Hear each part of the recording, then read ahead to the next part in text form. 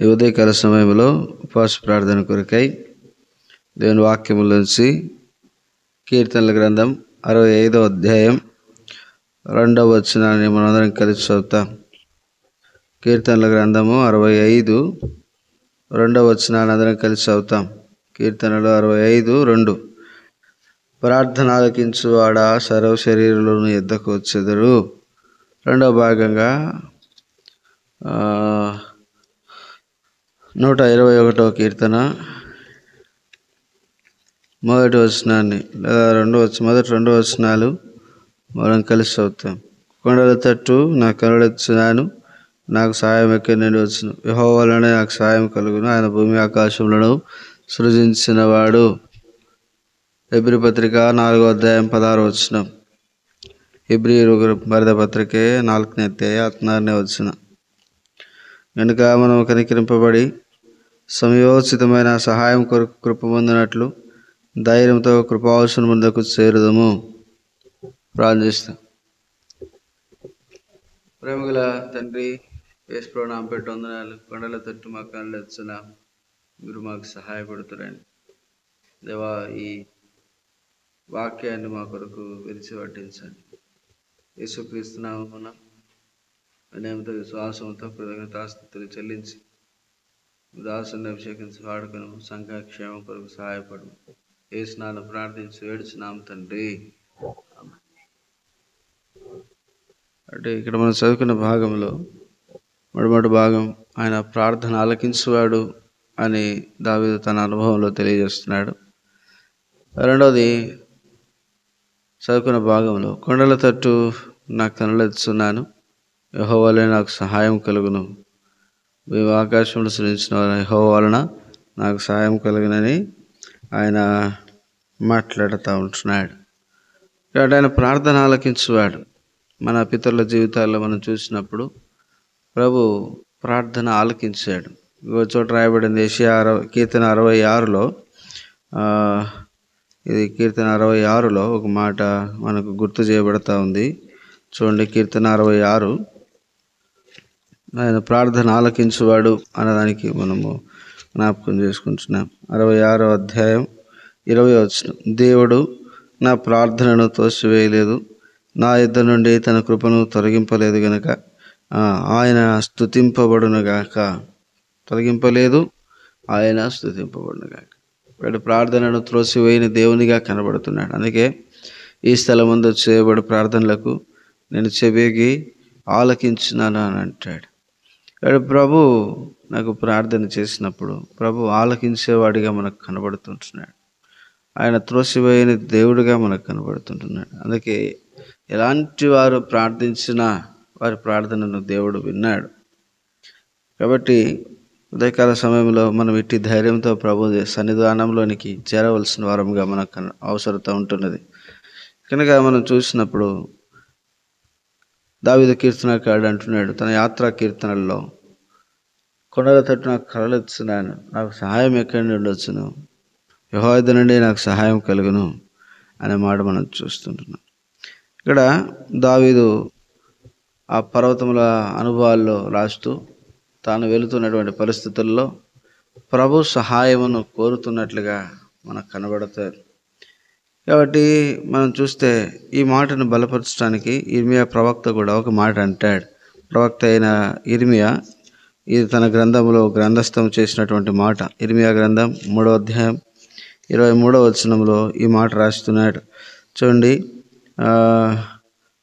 చివరి భాగం చదువుతున్నాయి. నిశ్చయముగా మా దేవుడైన యెహోవా వలన ఇశ్రాయేలునకు రక్షణ కలుగును. నిశ్చయముగా దేవుని నుండే రక్షణ అనగా దేవుని నుండే సహాయం కలుగును అన్న సంగతి ప్రవక్త అయిన ఇర్మియా కూడా ఆ సంగతి బయలుపరుస్తుంటున్నాడు.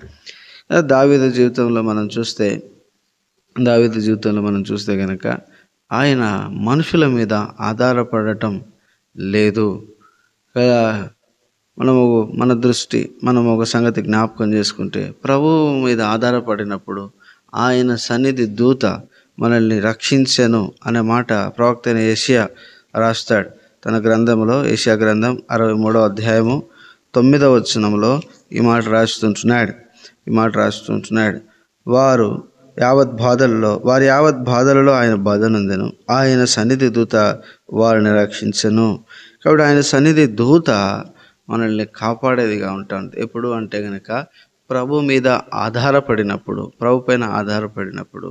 ఉదాహరణకు దావీదు యొక్క అనుభవాన్ని తీసుకుంటే అనేక సందర్భాలలో దేవుడు అతన్ని కాపాడుతూ, దేవుడు అతనికి సహాయం చేస్తూ వచ్చినట్లు మనకు కనబడుతుంది.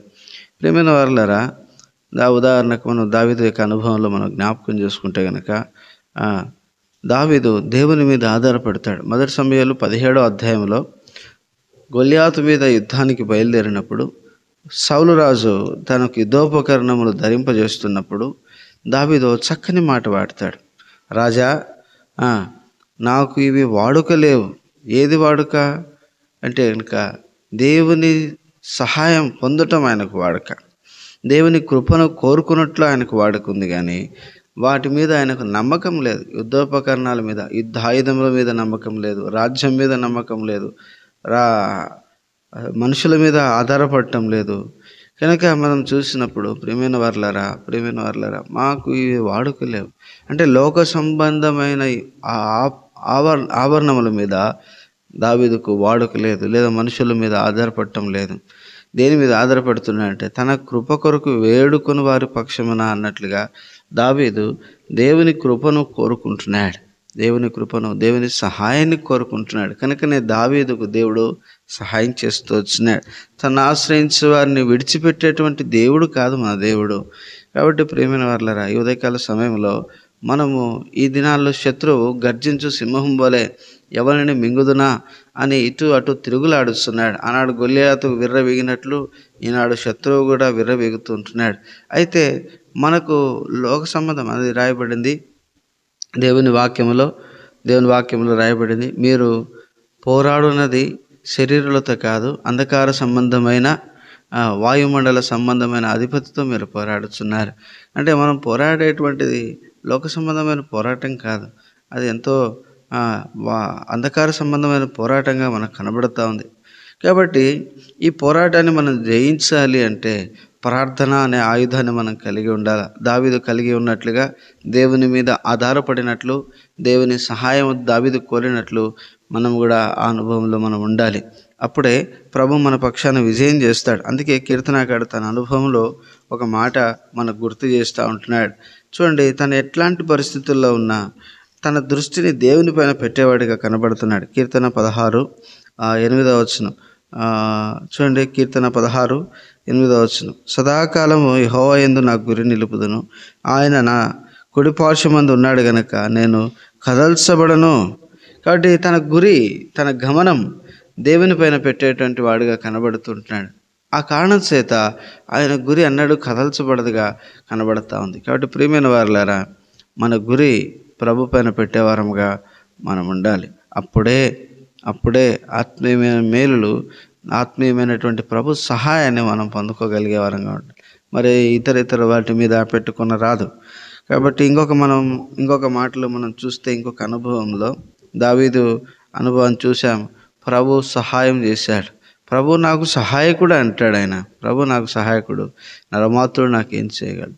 కాబట్టి మనుషులు ఏం చేయలేకపోవచ్చు, కానీ ప్రభు సహాయం అంటే చాలాసార్లు మన జీవితాల్లో మనుషులకు అసాధ్యమైన కార్యాలు ఉంటాయి, కానీ దేవునికి అసాధ్యమైనది ఏది కూడా లేదు.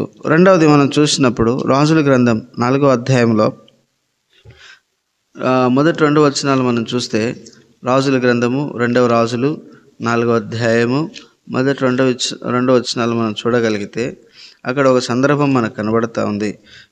అంతటా ప్రవక్త శిష్యులలో ఒకని భార్య, నీ దాసుడైన నా పెనిమిటి చనిపోయిను, అతడు యెహోవా యందు భక్తి గలవాడై ఉండనని నీకు తెలిసే ఉన్నది. ఇప్పుడు అప్పులవాడు నా 2 కుమారులు తనకు దాసులుగా ఉండటకు వారిని పట్టుకొని పోటకు వచ్చి ఉన్నాడని ఎలీషాకు మొరపెట్టగా, ఎలీషా, నా వలన నీకేమి కావాలను, నీ ఇంటిలో ఏమున్నదో అది నాకు తెలియజెప్పమను. అందుకు ఆమె, నీ దాసురాలైన నా ఇంట్లో నూనె కుండ ఒకటి ఉన్నది, అది తప్ప మరి ఏమీ లేదు. కాబట్టి ఇక్కడ మనం చూసినప్పుడు ఆమె ఎంతో ఇబ్బందికరమైన పరిస్థితుల్లో ఉంది. ఈ దినాల్లో ఈ సేవకుల కుటుంబాల విషయమై మనం భారం తీసుకోవలసిన వారంగా ఉంటున్నాం. చూడండి, ప్రవక్తల శిష్యులలో ఒకని భార్య అనగా సేవకుని కుటుంబానికి చెందిన ఆమె ఏ పరిస్థితుల్లో ఉంది అంటే భయంకరమైనటువంటి పరిస్థితి. అప్పుల వాళ్ళు వచ్చి తన పిల్లలను తీసుకుపోయే పరిస్థితుల్లో కనబడతా ఉంది. ప్రియమైన సహోదరుడు సహోదరి, ఈ మాట మనం ఆలోచన చేస్తున్నప్పుడు ఈ విషయాన్ని మనం జ్ఞాపకం పెట్టుకోవాలి. నేడు అనేక చోట్ల సేవకులు మరణిస్తున్నారు, ప్రభు దగ్గర చేర్చబడుతున్నారు, కానీ వారి భార్యలు వారి పిల్లలు అనాథులుగా విడవబడుతుంటున్నారు. వారి విషయమైనటువంటి చింత మనకు ఉండాలి, వారి విషయమైన చింత. అందుకే దేవుని వాక్యంలో రాయబడింది, విధవరాండ్రను దిక్కులేని వారిని పరామర్శించమని రాయబడింది. ఈనాడు అక్రమం విస్తరించడం వలన దేవుని ప్రేమ అనేకులలో చల్లారిపోయిన కారణం చేత విధవరాలను ఎవరు పరామర్శించలేని పరిస్థితుల్లో ఉన్నారు. కాబట్టి ఆ విధవరాలు ప్రభు సేవ చేశాడు, నా భర్త చనిపోయాడు, భక్తి గలవాడని నేను ఎరుగుదువు కదా, ఆయన చనిపోయాడు అని దేవుని మందిరానికి వెళ్ళింది. అక్కడ దేవుని సేవకుని దగ్గరికి, ప్రవక్త అయిన దగ్గరికి వెళ్ళి అడుగుతా ఉంది, ఏంటి పరిస్థితి, నేనేం చేయమంటారు? కాబట్టి ఆయన అడిగాడు, అమ్మా నా వల్ల నీకేం కావాలో అది తెలుపు, నీ ఇంట్లో ఏమున్నదో అది తెలుపు. అంటే ఆమె అన్నది, నూనె కుండ తప్ప మరి ఏమీ లేదు. ఈ నూనె దేవుని లేదా పరిశుద్ధాత్మను జ్ఞాపకం చేస్తూ ఉంటుంది. కాబట్టి భక్తి గల వారి ఇళ్లలో ప్రభువైన యేసు తప్ప మరి ఎవరు ఉండరు. కాబట్టి అపోస్తల కార్యంలో ఈ మాట మనం బలపరచడానికి ఇంకొక మాట మనం జ్ఞాపకం చేసుకుంటే, పేతురు యోహానులు అన్నారు, ఏమంటున్నారంటే, వెండి బంగారములు మా ఎద్దు లేవు, కానీ ఏముందంట, యేసు అను నామం మాత్రం వారి దగ్గర ఉంది. ఈ దినాల్లో ఈ అనుభవాల్లో ఉన్నవారు అనేకులు ఉన్నారు. కాబట్టి విధవరాండ్ర విషయమైనటువంటి చింత కూడా మనకు ఉండాలి. భక్తి గల దైవ సేవకుల కుటుంబాలు విధవరాండ్లైన వారి పరిస్థితి చింత మనకు ఉండాలి. కాబట్టి ఈ విధవరాలు దేవుని సన్నిధిలోనికి వెళ్ళింది, ప్రభువా మరి నా పరిస్థితి ఏంటి?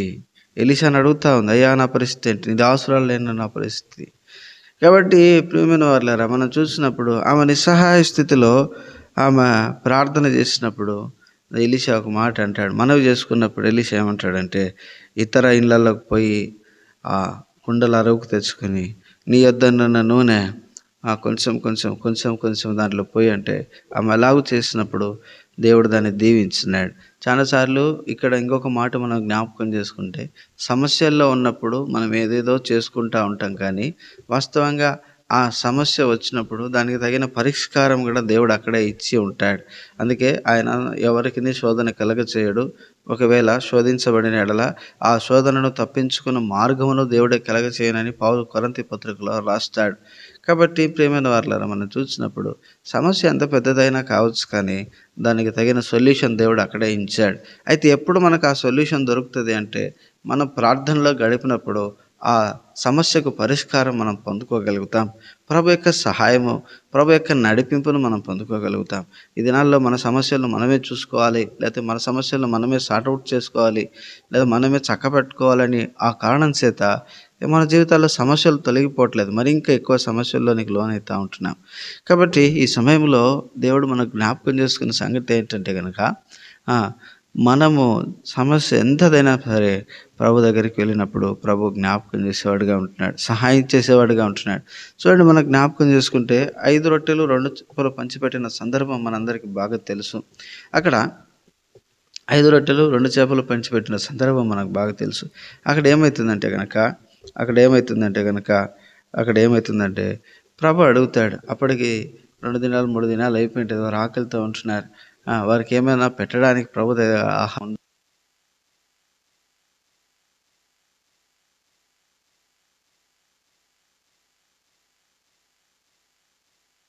అంటే మీరే వారికి భోజనం పెట్టుడి అని మాట్లాడుతూ ఉంటే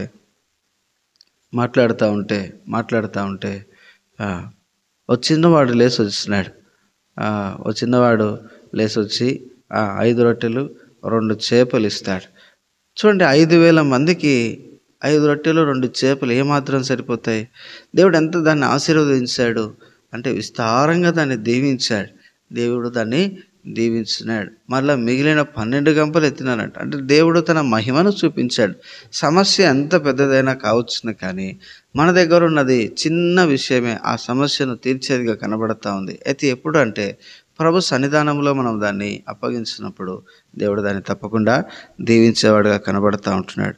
తర్వాత మనం చూసినప్పుడు ఈ మనం జ్ఞాపకం చేసుకుంటే చివరిగా మనం జ్ఞాపకం చేసుకుంటే కనుక ఈ దినాల్లో ఫిలిప్పీలకు రాసిన పత్రిక 4వ అధ్యాయం మొదటి అధ్యాయం 4వ వచనాన్ని మనం చదువుతాం. ఫిలిప్పీలకు రాసిన పత్రిక 3వదిగా ఫిలిప్పీలకు రాసిన పత్రిక మొదటి అధ్యాయం 4వ వచనం. ఫిలిప్పీలకు రాసిన పత్రిక మొదటి అధ్యాయం 4వ వచనాన్ని మనం కలిసి చదువుతాం. మొదటి అధ్యాయము 4వ వచనం అంటే 3-6 కలిసి ఉన్నాయి. ఆ 2వ భాగంని చదువుతాం.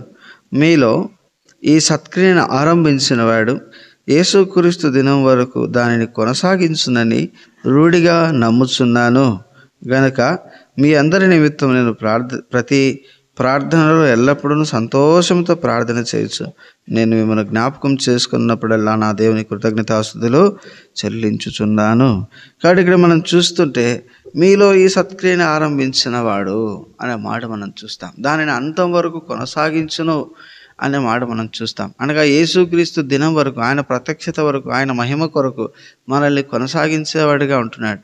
దాంట్లో మన ఆత్మీయ యాత్రను కొనసాగించాలంటే ఎంతో కష్టమైన పరిస్థితుల్లో లేదా ఎంతో బరువైనటువంటి పరిస్థితుల్లో మనకు కనబడతా ఉంది. మన ఆత్మీయ యాత్ర కొనసాగించబడాలంటే కనుక ప్రియమైన సోదరుడు సోదరి, ప్రభు సహాయం మనకు ఎంతో అవసరం.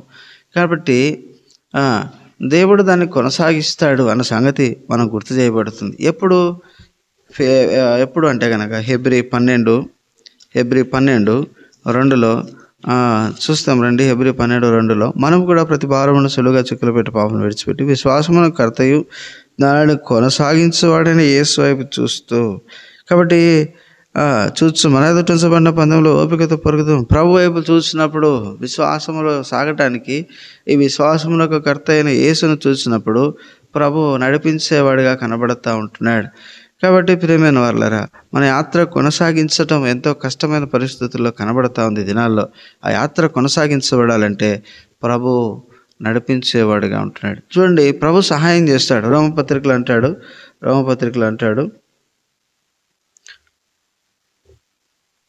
రోమపత్రికలు మనకు కనబడుతూ ఉంది దేవుని వాక్యంలో. రోమపత్రిక 14వ అధ్యాయం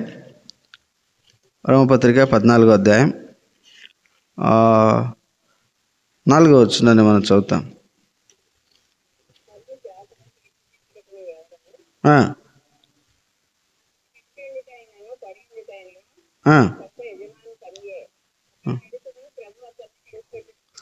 చూడండి, ప్రభు అతడు నిలుచును, అతను నిలబెట్టుటకు ప్రభు శక్తి గలవాడు అనే మాట మనం చూస్తూ ఉంటున్నాం ఈ సమయంలో.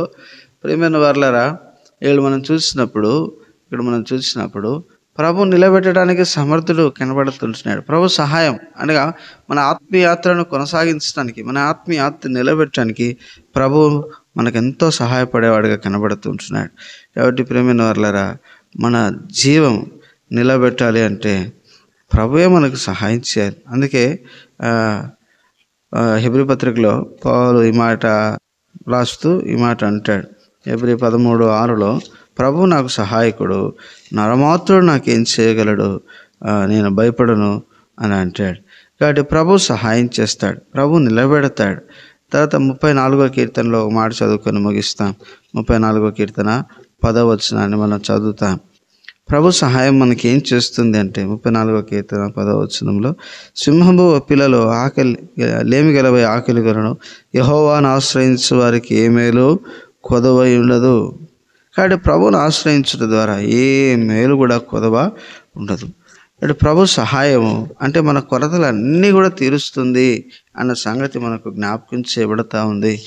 కాబట్టి మన ఆత్మీయాత్రలో ఉన్నటువంటి కొరతలు అన్నీ కూడా ప్రభు తీర్చేవాడిగా కనబడుతుంటున్నాడు. ఏది కూడా మనకు కొరతగా మిగిలిపోదు. చూడండి, దేవుని వాక్యంలోంచి ఇంకొక మాట మనం చూస్తాం. మొదటి దినవృత్తాంతాల 16లో, యెహోవాను ఆశ్రయించుడి, ఆయన బలమును ఆశ్రయించుడి, నిత్యము ఆయన సన్నిధిని నిత్యము వెదకుడి అనే మాట మనం చూస్తాం. ప్రభుని ఆశ్రయించడం ద్వారా మేలు చేయక మానని దేవుడు ప్రభుని ఆశ్రయించడం ద్వారా బలమునిచ్చే దేవుడుగా కనబడుతుంటున్నాడు. నిలుచును నిలబెట్టుటకు శక్తి గలవాడు. మొదట తలంపు చూసాము. మొట్టమొదటి తలంపు దేవుడు నాకు సహాయకుడు, కొండల తట్టు నాకు కనడెచ్చున్నాను, యెహోవా వలన నాకు సహాయం కలుగును అనే మాట మనం చూస్తూ వచ్చింది. ప్రభు సహాయం ఏం చేసింది అంటే కనుక యుద్ధము జయించగలిగినాడు దావీదు, మరణం తప్పించుకోగలిగినాడు అనేక పర్యాయాలు. కాబట్టి సంగతులు చూసాం. ప్రభు నీ సహాయం మాకు ఎంత అవసరం, మాకు ఆ రీతిగా కృపని అని మనము ప్రార్థించబద్ధులమైంటున్నాం. రెండోది, సమస్య ఎంత పెద్దదైనా కానీ దేవుడు దాన్ని మన దగ్గర ఉన్న దాంతోనే ప్రభు మనకు సార్ట్అవుట్ చేసేవాడుగా కనబడుతుంటున్నాడు. కాబట్టి సమయంలో దాని విషయమే మనం భారం తీసుకొని ప్రార్థించే వారంగా ఉండాలి. మూడోది ఏంటంటే కనుక ప్రభు మన ఆత్మీయ యాత్రను కొనసాగించగలడు అన్న సంగతి మనం ఎరిగి ప్రార్థించే వారముగా ఉండాలి. ప్రభు ఈ మాటలను దీవించును గాక. ఒకరి మార్చి ఒకరము సంఘ క్షేమం కొరకు ప్రార్థన చేస్తాం.